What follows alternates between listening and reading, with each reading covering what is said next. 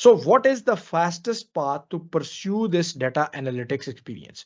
तो fastest path इस पूरी चीज को जो कि अभी मैंने आपको दिखाई और ये जो हमने पहले देखी ये वाली चीज, इन दोनों चीजों को जहन में रखते हुए जो फास्टेस्ट पाथ है वो है जी माइक्रोसॉफ्ट पावर बीआई। ठीक है, power BI is a tool which anybody whether technical और नॉन टेक्निकल वो इस पूरे डाटा एनालिस्ट के रोल को और इस पूरे इकोसिस्टम को एक्सपीरियंस कर सकता है। This is the beauty. ये एक्चुअल कहानी थी जिसके लिए मुझे इतनी लंबी तमहीद जो है वो बांधनी पड़ी है। ठीक है जी, अब हम सिर्फ पावर बीआई की बात करेंगे। तो अब हम देखते हैं कि पावर बीआई क्या किस बला का नाम है। ठीक है, power BI is a business intelligence tool offered by Microsoft. ये टूल 2015 में लॉन्च हुआ था। सो इसको 8 साल हो चुके हैं इन दी मार्केट। ठीक है, 8 साल में ये पूरा टूल इवॉल्व हो रहा है और इसने over a period of time बहुत तेजी से ये इवॉल्व हुआ है। तो पावर बीआई की जब हम बात करते हैं तो पावर बीआई के अंदर फर्दर 3 जो हैं उसके आप कह लें कि उसके 3 पार्ट्स हैं या 3 उसके हिस्से हैं या उसके 3 सॉफ्टवेयर हैं या जो भी आप उसको कह लें। एक है जी पावर बीआई डेस्कटॉप, दूसरा है पावर बीआई सर्विस और तीसरा है पावर बीआई मोबाइल। ठीक है, ये दो जो मैंने ऑरेंज कलर में या जो गोल्डन सा कलर में ये रखे हैं ये इसलिए है कि ये दोनों आपस में एसोसिएटेड है। यानी मोबाइल जो है ये ऐप जो है ये पावर बीआई की सर्विस के बगैर नहीं चल सकती, इन अदर वर्ड्स।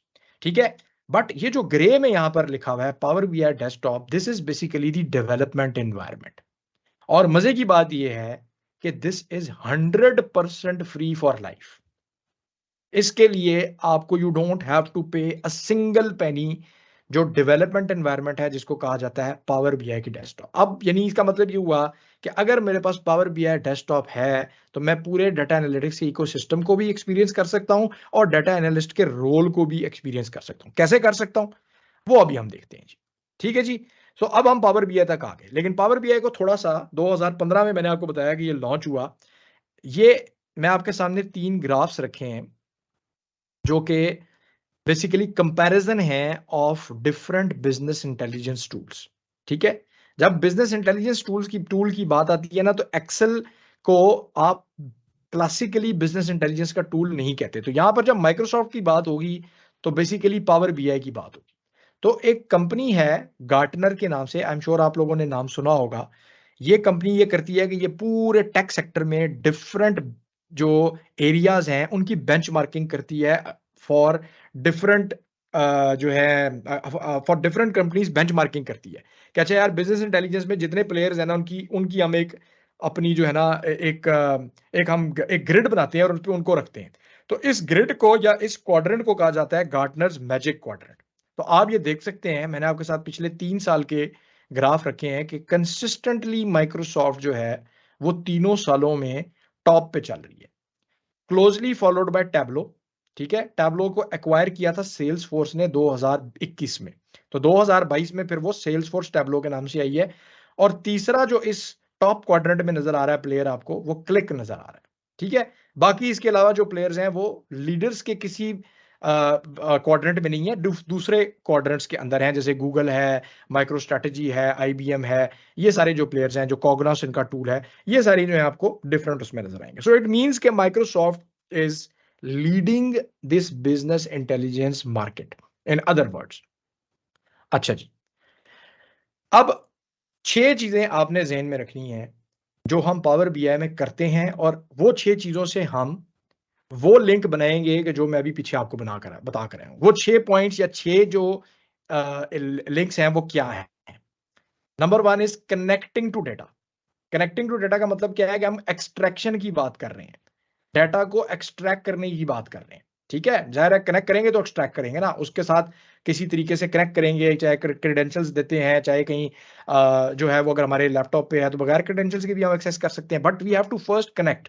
अब वो डाटा की सोर्स डेटाबेस भी हो सकती है, एक्सेल की फाइल भी हो सकती है, जेसॉन की फाइल भी हो सकती है, कोई क्लाउड डेटाबेस भी हो सकती है, कोई वेब की वेबसाइट भी हो सकती है, कुछ भी हो सकता है। ठीक है, so the first step is connecting to data. Second step, उस डेटा को लाना है और उसको ट्रांसफॉर्म करना है। तो इंजेक्शन का जो पार्ट था वो भी कवर हो गया और प्रोसेसिंग का पार्ट भी कवर हो गया, तो मैंने टर्मिनोलॉजी यूज की थी ETL। तो सेकंड जो पार्ट है दैट इज डाटा ट्रांसफॉर्मेशन और ETL के, जहां पे हम डाटा को क्लीन करते हैं और ट्रांसफॉर्म करते हैं। ठीक है जी, तो दो हमारे दो पार्ट्स हमने क्लिक कर लिए। तीसरा पार्ट है डाटा मॉडलिंग। अभी आप सोचेंगे यार ये डाटा मॉडलिंग क्या है? डाटा मॉडलिंग है जो कि मैंने ओ लैब की बात की थी। आपने डाटा को उस फॉर्म में लेकर आना है कि जहां पे वो ओ लैब, क्लासिकल ओ लैब की फॉर्म में आ जाए, जिसको डाटा मॉडल भी कहते हैं और जिसको डाटा वेयर हाउस भी कहते हैं। एक क्वेश्चन आया था, मैंने कहा था मैं इस पे आऊंगा कि जी डाटा मॉडल और डाटा वेयर हाउस क्या होता है। Data warehouse is basically the representation और and storage of data in a form के, जहां पर हम ओ लैब के किसी स्कीमा को फॉलो कर रहे होते हैं। तो क्लासिकली जो हमारी कोशिश होती है करने की, उसको हम कहते हैं जी star schema. There are 3 main schemas, but जो हमारी प्रेफरेंस होती है पहली, वो होती है जी स्टार स्कीमा हमने बनाना है। ठीक है, ओ लैब के स्कीमा की बात हो रही है। अच्छा, अब आ गई डैक्स प्रोग्रामिंग, चौथा जो पॉइंट है। What is DAX? DAX stands for data analysis expression. कि भाई कोई फॉर्मूला भी तो लगाना है ना। डाटा तो आ गया, डाटा तो नंबर्स की फॉर्म में है या टेक्स्ट की फॉर्म में है, तो कोई लॉजिक लगानी होगी या कोई हमने मैथमेटिकल या स्टैटिस्टिकल फॉर्मूला लगाना होगा। यही दो चीजें करनी होंगी ना डाटा के साथ, और तो हम कुछ नहीं कर सकते। सो वो जो काम हमने करना है अपने बिजनेस क्वेश्चंस को आंसर करने के लिए, that we do through the DAX programming. ठीक है जी। सो अब यहां पर वो पार्ट शुरू हो गया कि जो डाटा एनालिस्ट का पार्ट था, कि वो डाटा उठा के ले आया, डाटा को कनेक्ट भी कर लिया उसने, डाटा को उसने ट्रांसफॉर्म भी कर लिया, अंडरस्टैंड भी कर लिया। अब वो क्या करना शुरू हो गया? एनालिसिस करना शुरू हो गया। तो एनालिसिस के पहला स्टेप क्या था कि भाई डैक्स की प्रोग्रामिंग मुझे आनी चाहिए, या जो कोई एक ये लैंग्वेज है। मैं डैक्स की भी थोड़ी देर में डिटेल में बात करूंगा। फिर क्या है जी? Data visualisation and story telling. Visualisation is कि आप डाटा को रिप्रेजेंट कैसे करना है, एंड स्टोरी टेलिंग इज कि क्या यार वो कोई सेंस बना रही है। जैसे कि किसी एक कॉमिक बुक में नहीं होता, अगर आप लोगों ने पढ़ी हो किसी जमाने में, या कोई मीम भी अगर आपने इवन देखा हो, तो वो सेंस बनाना चाहिए ना, कि कुछ का कोई कॉन्टेक्स्ट होगा। So this is called as data visualisation and story telling. And last में जो चीज आती है कि भाई ये सारी एक्सरसाइज जो मैं कर रहा हूं, ये मैं अपने आप को खुश करने के लिए तो नहीं कर रहा ना। I have to share this information with somebody.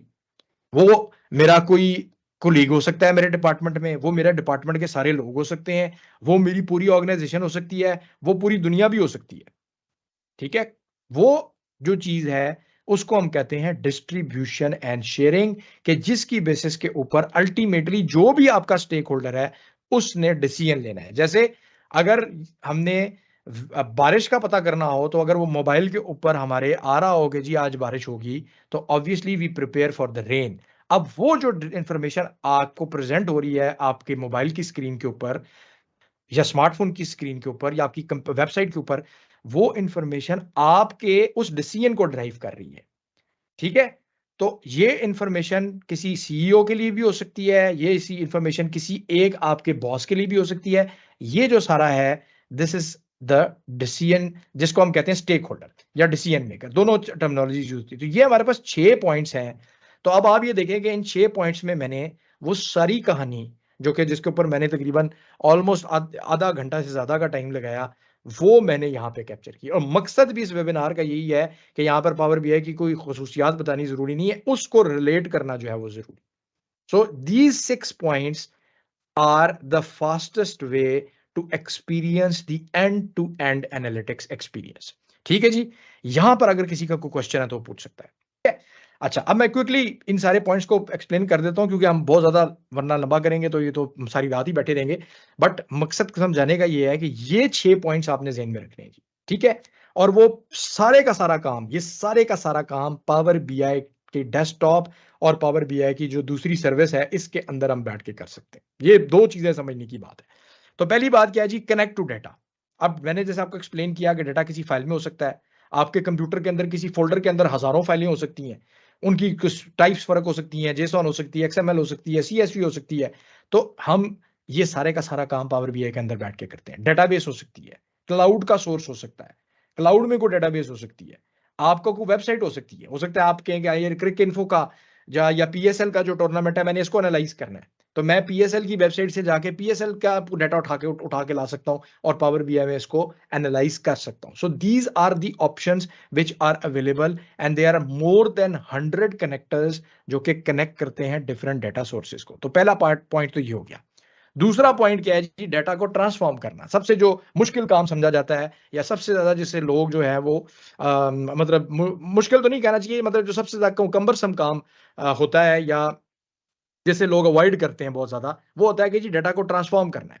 तो डाटा को ट्रांसफॉर्म करने के लिए आप क्या कर सकते हैं? डाटा के अंदर से कोई चीज ऐड कर सकते हैं, कोई चीज रिमूव कर सकते हैं, कोई चीज एक्सट्रैक्ट कर सकते हैं. कोई दो डिफरेंट जगहों पे इंफॉर्मेशन पड़ी है तो आप कहते हैं यार इसको मर्ज कर दो, कि फर्स्ट नेम कहीं पड़ा है, लास्ट नेम कहीं पड़ा है, तो इनको मर्ज करना है, तो वो भी आप कर सकते हैं. फिर आप कहते हैं यार मुझे ये इसमें से कुछ चीज फिल्टर करनी है. फॉर एग्जाम्पल पिछले 10 साल का डाटा आप कहते हैं नहीं यार मुझे तो सिर्फ 3 साल का चाहिए, तो आप उसको फिल्टर भी कर सकते हैं. पिवटिंग और अनपिवटिंग का मतलब ये है कि आपने रोज और कॉलम्स के अंदर इंफॉर्मेशन को स्वैप करना है. अगर एक होता है कि डायरेक्ट स्वैप करना है, उसको कहते हैं ट्रांसपोज. एक चीज ये होती है कि कुछ इंफॉर्मेशन रोज में पड़ी है तो आप कहते हैं यार इसके कुछ हिस्से को मैं कॉलम में ले जाऊं, या उल्टा अदरवाइज के कॉलम से उठा के रोज में ले आऊं, इसको कहते हैं पिवटिंग और अनपिवटिंग. फिर एक चीज होती है ग्रुपिंग यानी एग्रीगेशन. जैसे जो लोग एसक्यूएल के बैकग्राउंड से हैं उनको पता होगा ग्रुप बाय क्या होता है. ग्रुप बाय ये करता है कि भाई ये पूरे हफ्ते का डेटा जो है ना, इसको सारे को सम करके एक दिन पहले दिखा दो मुझे. This is called age group by. या पूरे महीने का या पूरे साल का. तो ये सारे का सारा काम डेटा ट्रांसफॉर्मेशन में आता है, जो कि आप पावर बीआई के अंदर रह के कर सकते हैं, जैसे एसक्यूएल में लोग करते हैं, जैसे लोग एक्सेल में करते हैं, जैसे इस तरह के और बहुत सारे टूल्स हैं डाटा क्लीनिंग के. एसएसआईएस है, टैलेंट है, इन्फॉर्मेटिका है. बट पावर बीआई के अंदर आप ये वाला काम भी कर सकते हैं. ठीक हो गया जी. दूसरी बात होगी. तीसरी बात आ गई जो कि ओ लैब की बात थी और स्टार स्कीमा की बात थी. ठीक है जी. डेटा जब डेटाबेस में सेव होता है तो उसमें मैंने आपको बताया था कि ट्रांजैक्शनल डेटा को डेटाबेस में जब सेव करते हैं तो हमारी कोशिश होती है कि यार ये राइटिंग के लिए ऑप्टिमाइज्ड होना चाहिए कि अच्छे तरीके से राइट हो सके. तो राइट करते हुए हमें इससे फर्क नहीं पड़ता कि वो इंफॉर्मेशन जो है वो कितने टेबल्स में हमें अपडेट करनी पड़ रही है, 10 में या 20 में या 2 दर्जन में, क्योंकि हमने उसको ऑप्टिमाइज तरीके से मेमोरी और डुप्लीकेशन को अवॉइड करके करना है. लेकिन जब हम रीड कर रहे होते हैं तो वहां पे हमें ये प्रॉब्लम होता है कि भाई 10 टेबल्स के अंदर डिफरेंट इंफॉर्मेशन पड़ी है और मुझे सारी की सारी चाहिए. तो उधर एक चीज होती है, जो लोग टेक्निकल है उनको पता होगा, जॉइंस लगाने पड़ते हैं. बहुत सारे जॉइंस लगाने पड़ते हैं, इसको इससे जोड़ दो, उसको इससे जोड़ दो, उसको इससे जोड़ दो. तो हम यहाँ पे ओल ऐप में कोशिश करते हैं कि यार जॉइंस को कम से कम किया जाए, और अगर हमें रिडंडेंसी करनी भी पड़ती है तो कुछ हद तक रिडंडेंसी हम कर भी लेंगे.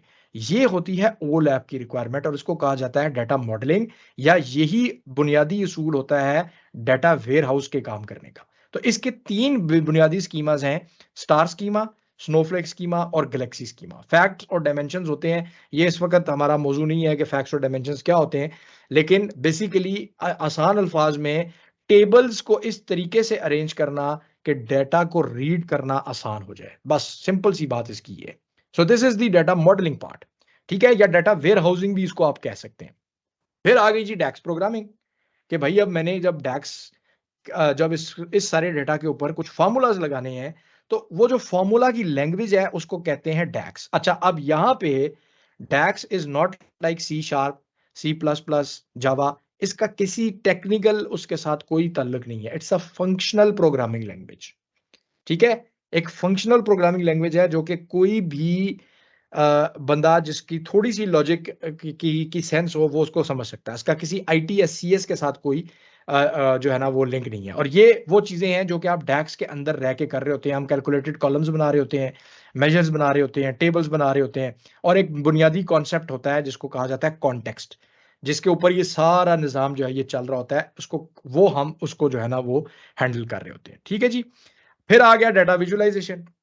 अब डाटा विजुअलाइजेशन में अब आपने क्या चीज देखनी है कि भाई मैंने कौन सा विजुअल लगाना है, को बार चार्ट लगाना है, मुझे पाई चार्ट लगाना है, मुझे डोनट चार्ट लगाना है, मुझे लाइन चार्ट लगाना है. तो यहाँ पे there are more than 300 visualizations which are available in Power BI to represent your data in the form of different visuals.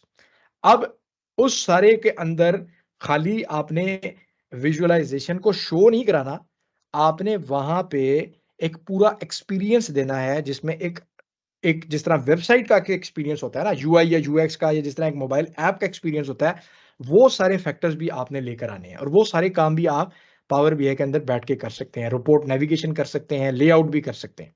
ठीक है, मैं आपको एंड में दिखाऊंगा कि एंड प्रोडक्ट क्या होता है जो हम बनाना चाह रहे होते हैं। ठीक है, so that is obviously another very important part. और फिर आखिरी पार्ट ये है कि जहां पे you are sharing and distributing that information. ठीक है, कि आपने अब ये सारा कुछ अपने आप को तो सेटिस्फाई करने के लिए नहीं किया ना, किसी के साथ आपने इंफॉर्मेशन शेयर करनी है। तो वहां पे फिर डाटा गवर्नेंस और सिक्योरिटी की जो लेयर है वो भी आ जाएगी।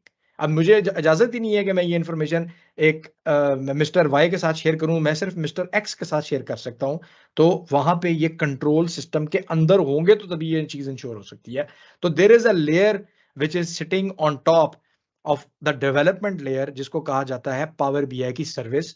और यहां पे जो है ना, अब चीजें सिर्फ डिफरेंट इस तरह से होती है कि अब फ्री वाली कहानी खत्म हो जाती है, यहां पे अब आपको पैसे देने पड़ते हैं। ठीक है, तो development is free but sharing the end product is not free.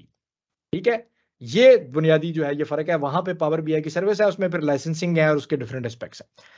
तो ये 6 पिलर्स के साथ आप अपना पूरा एंड टू एंड डेटा का एनालिटिक्स का ecosystem and the role of a data analyst, दोनों की बड़ी एक जबरदस्त किस्म की एक समझें कि एक बड़ा जबरदस्त मैच बनता है विच यू कैन डू।